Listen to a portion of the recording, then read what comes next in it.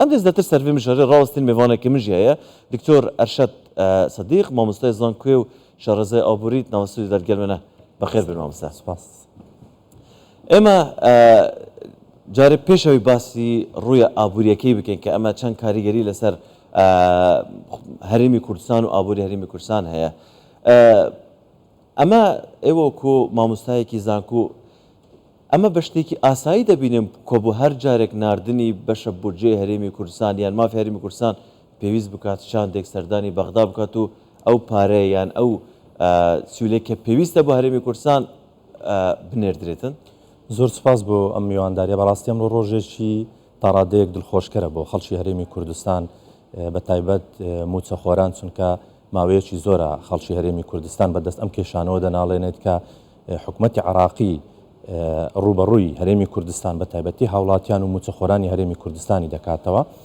ئێمە زۆر جار باسی ئەومان کردووە کە یاسای بودجە کاتێک کە دادەنرێت وەکو یاسایەک دەبێت کاری پێ بکرێت لەلایەن حکوومەتی ناوەندیەوە.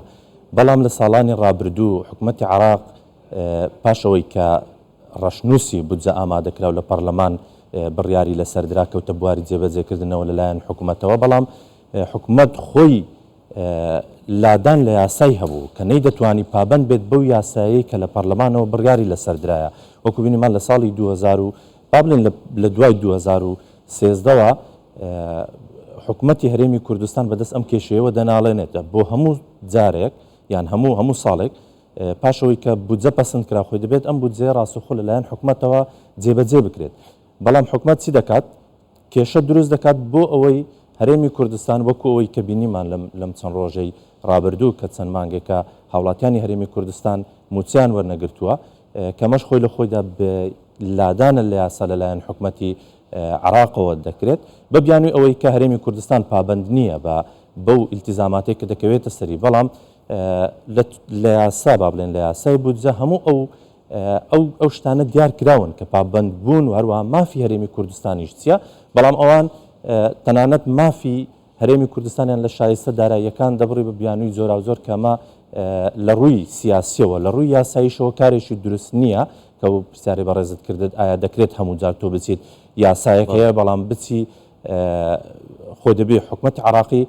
یاساکە جێبەجێ بکات بەڵام ئێمە دەبێت هەموو جاروا بکەین کە حکوومەت ناچار بکەین بۆ یاساکە جێبەجێ باشە. ئێستا ئەمڕۆ لەگەڵ ئەوەی کە شاندی حکوومەت سەردانی بەغدایان کردووە لە جارانی پێشوو شاندەکە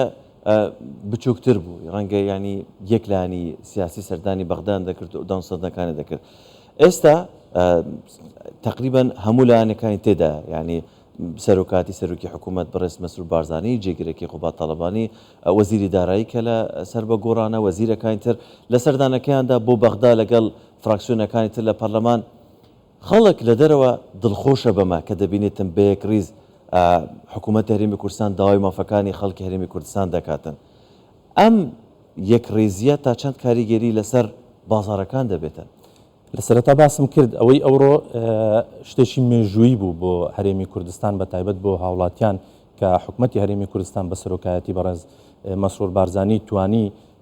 زۆربەی لایەنە سیاسیەکان کۆ بکاتەوە بەوەی بەیەک شاند سەردانی بەغدا بکەن بۆ ئەوەی هاوڵاتیانی هەرێمی کوردستان بە تایبەت وەکو باسم کرد موچەخۆرانی هەرێمی کوردستان نەبن بە تووشی بارودۆخێک نەبن کە زەرمەندی یەکەم بن لە ململانەیە سیاسیەکان. خۆزگە ئەوەی ئێستا ئەمڕۆ ڕوویدا ئەم یەکدەنجوویەک هەڵوێستی کورد لە بەغدا چەند مانگێک پێش ئێستا چەند ساڵێک پێش ئێستا ئەم بارودۆخە ڕووی بدا بە دڵنیاییەوە بارودۆخەکە بەم شێوەی ئێستانە دەبوو زۆر باشتر دەبوو لەوەی ئێستا لەو کاتێ بامە زۆر دوو نەڕۆین هەرباس لەم ساڵە بکەین کە چەند مانگێک پێش ئێستا کاتێک کە ڕەشنووسی بودجە ئامادەکرا وەروەها لە پەرلەمانی عراق گفتوگۆی لەسەر کرا پەسەند کرا ئەگەر ئەو کات ئێمە وەکو کورد یەکدەنگ و یەک هەڵوێز باین ئەو کێشانی کە ئێستا هەیە لەوانەیە ئەوەندە گەورە نەبان یان ئەوەندە موچە و قوتی خەڵک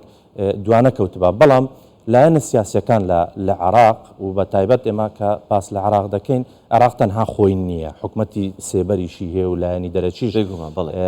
بەشدارە لەو ململانەیە سیاسی کە حکوومەتی عراق بەرامبەر بە هەرێمی کوردستان دەیکات واتە ئەگەر لەو کاتێک دەنگباینا ئێستا حاڵمان زۆر باشتر دەبوو لەوەی کە ئێستا هەیە بۆیە پێویستە لەسەر کورد بۆ لە مەودووە ئەو ها یەکدەنگ و یەک هەڵوێز بێت چونکە ئەوەی ئێمە چەند ساڵێک کە دەیبینین حکوومەتی عراق سوودی لەو پەرتەوازەیەی لایەنە سیاسەکان وەرگرتووە لە هەرێمی کوردستان بەشێک لە لایەنە سیاسەکانیش لە هەرێمی بەڵێ فەرموو بەشێک لە لایەنە سیاسەکانیش بەڕاستی لە عراق با بڵێن لە ناوەند وا پیشان دەدەن کە وەکو ئۆپۆزیسیۆنێکن بەرامبەر بە حکوومەتی هەرێمی کوردستان خۆی لە بنەڕەت داوانیە تۆ دەبێت کاتێک کە دەچیت وەکو نوێنەری کورد لە بەغدا دەبی یان لە حکوومەتی عراق دەبی تۆ دەبێت داکۆکی لە مافی هاوڵاتیانی هەرێمی کوردستان بکەین نەکەوەی لەوێ ببی بە ئۆپۆزیسیۆنێک بەرامبەر بە حکوومەتی هەرێمی کوردستان باشە تاوان بابەتەکە ڕاستە هەناردەکردنی بڵێن ناردنی بەشە بودجە هەرێمی کوردستانە بابەتێکی سیاسیە و بە سیاسی کراوە بەڵام من دەمەوێت زیاتر ڕەهەندە ئابوووریەکەی وەربگرم 3 مانگ زیاترە ینی بڵێم هەر ینی لە ماوەی ڕابردوو هەمووی حکوومەتی عراق هەوڵی بڕینی قوتی خەڵکی هەرێمی کوردستانی داوە 3 مانگە موچیان وەرنەگرتووە دوای ئەوەی کە حکوومەت هەرێمی کوردستان نەوتی ڕادستی سۆمۆ کردووە لەگەڵ ئەوەشدا خەڵکیش ترسیان لەوە هەبووانی بێجگەلەوەی پاریان وەرنەگرتووە ئەگەر کەسێک لە ماڵەوە پارەشی هەبوو بێتن ترسی هەبووە پارەکە سەرف بکاتن یان خەرج بکاتن ئەم دانیشتنانە و ئەم گەشتبینەیەکی ئێستا ئێمە وە لە دوورەوە هەست پێ دەکەین تا چەند کاریگەری لەسەر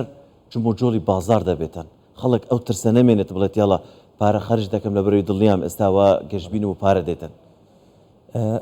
ئەوەی کە زۆر کاریگەری هەبوو لەسەر هاوڵاتیان بە پلەی یەکەم بە تایبەت موچەخۆران بوو کە وەکو باس کرد لە چەند مانگێکە موچیان وەرنەگرتووە و بارودۆخەکە زۆر با بڵێن خراپ بوو بەڵام ئەمڕۆ گەر سەیر بکەی بازاڕیش تا ڕادەیەکی زۆر جموجۆلی تێدا بوو بازاڕی خان و بەرە و بازاڕی کڕین و فرۆشتن لەبەرەوەی ئەو کەسانەی کە وەکو باست کرد بڕێک پاریان هەبوو وەکو نەقد نیان دەتوانی کالا بکڕن چونکە جموجۆلی بازار پەیوەندی هەیە بە سەقامگیری سیاسی ئەگەر هاتو سەقامگیری سیاسی نەبوو ئەو کەسێک کە بازرگانە ئەو کەسێکەوە بەرهێنا ناتوانێت ئەو پارەیە کە هەیەی بیخاتە بازارەوە مامەلەی پێ بکات بۆیە ئەگەر سیر بکەیت لە سەرەتای سەردانەکەی شاندی حکوومەتی هەرێمی کوردستان بە سەرۆکایەتی بەڕێز مەسرور بارزانی ئەمڕۆ تا ڕادەیەکی زۆر جموجۆلێکی باش دروست بوو لە بازار بە تایبەت لە کەرتی خانوبەرە من بەر لەوەی بێم بۆ ئێرە لەگەڵ کۆمەڵێک لە هاوڕێیانم دانیشتبووم کە کاری خانوبەرە دەکەن بەڕاستی جموجۆلێکی زۆر دروست بوو کە مەش لە بەرژەوەندی و بەرهێنەران و لە بەرژەوەندی بازرگانانە و لە کۆتاییش دەبێتە هۆی ئەوەی کە جوولەیەک لە بازار دروست بێ کڕین و فرۆشتنێک دروست بێت بتوانێت خەڵک سوودمەند بێت لەو سەردانانە زۆر سپاس بەڕێز دکتۆر ئەرشە سەدیق مامۆستای زانکۆ شارەزای ئابووری سپاس کە لەگەڵمان بووی.